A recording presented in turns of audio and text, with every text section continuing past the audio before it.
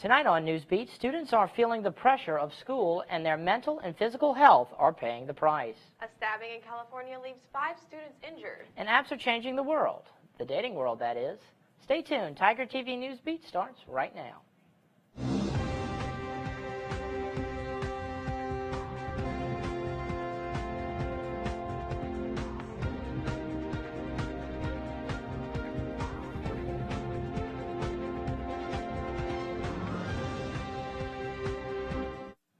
Good evening and welcome to Newsbeat. I'm Mitch Rabelais. And I'm Larissa Bonaquisti. Thanks for joining us.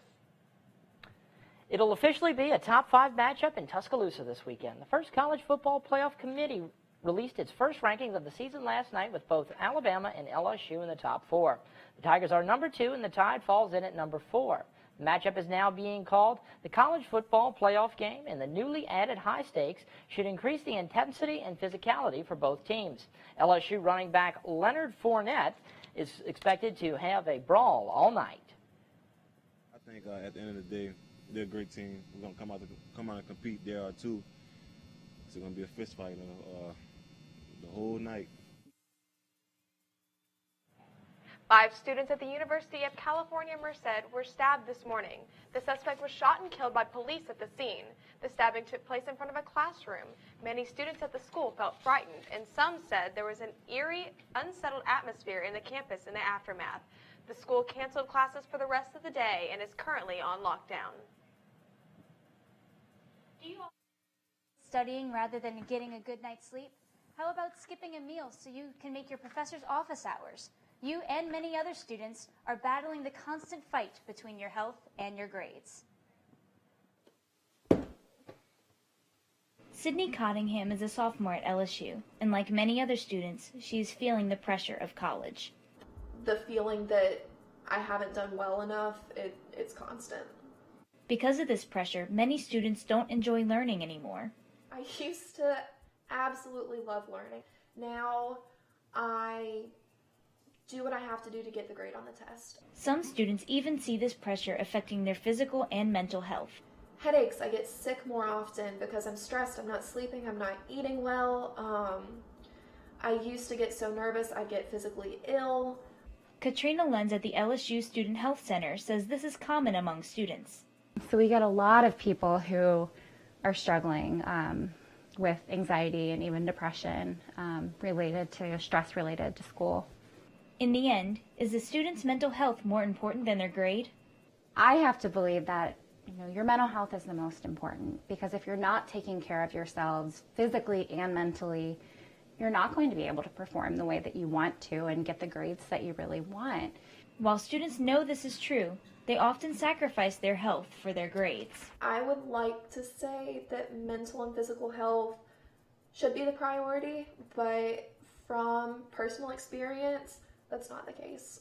Are all these sacrifices worth it in the end? I don't think you know until you hit the breaking point, and that's a scary gamble to take. Len says that personal health is key to coping with this extreme amount of pressure. She recommends exercising, sleeping, and eating right, and visiting the Student Health Center if necessary. Thanks, Megan. Where do you meet most of your dates? In class, at the bars, or on social media? Tiger TV reporter Courtney Allen takes a look at how apps like Tinder are impacting the dating world. According to an article by University Primetime, hookups or casual sex partners are most common in ages 18 to 24.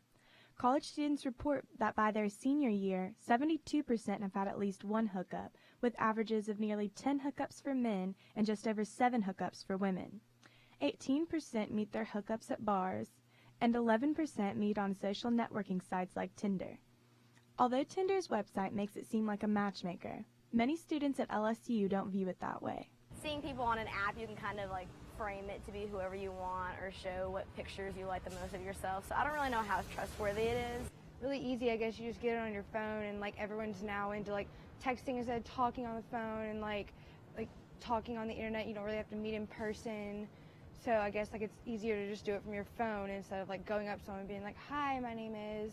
If you're going to meet someone, you're going to do it. If you really want to form an actual relationship with someone, you're going to have to meet them in person. Kristen Cummins of the Student Health Center says that whether you are meeting someone online or at the bars, it's always important to be cautious when bringing someone into your home. obvious dangers might be assault, sexual assault in some cases, you know, any kind of criminal activity. I think you could end up being robbed. I mean, you know, I think there's many ways that if somebody isn't healthy that they could abuse or manipulate somebody based on that. So I think it's risky. For Tiger TV, I'm Courtney Allen. Cummins says that most students that she works with have a desire to connect with others, but social media only creates an illusion of this connection. For more information on this, visit the Mental Health Department of the Student Health Center. LSU is hoping to enhance the quality of its child care center that opened in 2004. LSU is searching for a private partner to help manage the center, a search that will span for the next 4 months. The official decision will be announced in February. For full-time students, it costs $700 for child care and $770 for faculty, staff, and part-time students. Now don't leave us just yet. After the break, we'll show you some awesome free food students were offered today. I'm sorry I missed that. Me too. And Tiger TV reporter Courtney Allen gives us more information on the hookup culture we live in today. We'll be right back. Today, LSU students got the opportunity to try some of Baton Rouge's favorite foods at the Red Stick Rally. The rally was held on the parade grounds from 11 a.m. to 2 p.m. The event included free samples and music played by KLSU. The event featured vendors such as Cane's, Burgersmith, and Hungry Howie's. Students spent the time hanging out with friends, listening to music, and eating free food. Oh my God, I went to high school. Awesome. We got free burgers. That's the best burger I've ever eaten in my entire life. We got free Monsters, Hungry Howie's. You see Kane set it up over there. We got free beverages, free cups, free koozies. This thing is awesome. I hope they come back next year. This morning, health experts believe they're close to finding the exact source of the E. coli outbreak in the Pacific Northwest. 35 of the 37 confirmed cases are linked to Chipotle restaurants. The outbreak has sent 12 people to the hospital and also closed 43 restaurants in the Seattle and Portland areas. I think that there's a very good chance that we're going to end up with more cases. Washington health officials urged anyone who ate at the 43 impacted Chipotle restaurants after October 1st and have exhibited symptoms of severe intestinal illness to see a doctor immediately. The symptoms can potentially be severe. While the exact source of the outbreak is still unknown, investigators do not believe it was a meat product. We think the most likely explanation is a product that was used at these locations that was a uncooked product like lettuce or cilantro or tomatoes or onions. This is at least the fourth food safety issue for the chain since July, when 5 people became ill with another strain of E. coli after eating at a Seattle area Chipotle.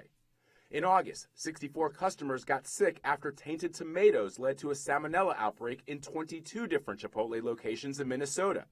That same month, 80 customers and 18 employees at a Chipotle in Simi Valley, California became ill, with some testing positive for the norovirus, which can be passed along from contaminated food or water. When asked about the multiple incidents involving Chipotle, Washington health officials said a broader investigation would have to be done at the federal level. I think that in a broader scope, perhaps CDC would be a better agency to take a look at those kinds of things and determine if there's a pattern associated with that. Baton Rouge and the state of Louisiana have yet to have any problems with the Chipotle chains located here. After the break, it's finally time for Woman Crush Wednesday. Maybe this week I'll finally get to be someone's woman crush. Yeah, I don't know about that. We'll have to see. Thanks for the confidence, Mitch. Really appreciate it. Anytime. See you after the break, Tigers. Guess what day it is? It's finally Women Crush Wednesday, and in my opinion, the best day of the week. So we've turned the spotlight away from me and to you, LSU, to now see who your crushes are and to make them known to the world. So here are some of the students and who they are crushing on this week. Enjoy. I'm Ryan with Tiger TV, and my Woman Crush Wednesday is Jennifer Aniston. Andrew Coleman with Tiger TV, and my woman crush is Larissa Bonaquista. Hi, I'm Jared Smith with Tiger TV, and my woman crush Wednesday is Cassidy Conrad, my girlfriend. And that was LSU's Women Crush Wednesday. I was finally someone's woman crush. Best day ever. Yeah, it took a little while, though, but that's all we have for you today. But the news doesn't end here. You can find more stories on our website at tigertv.tv. From all of us here at Tiger TV, have a great evening, Tigers. Good night.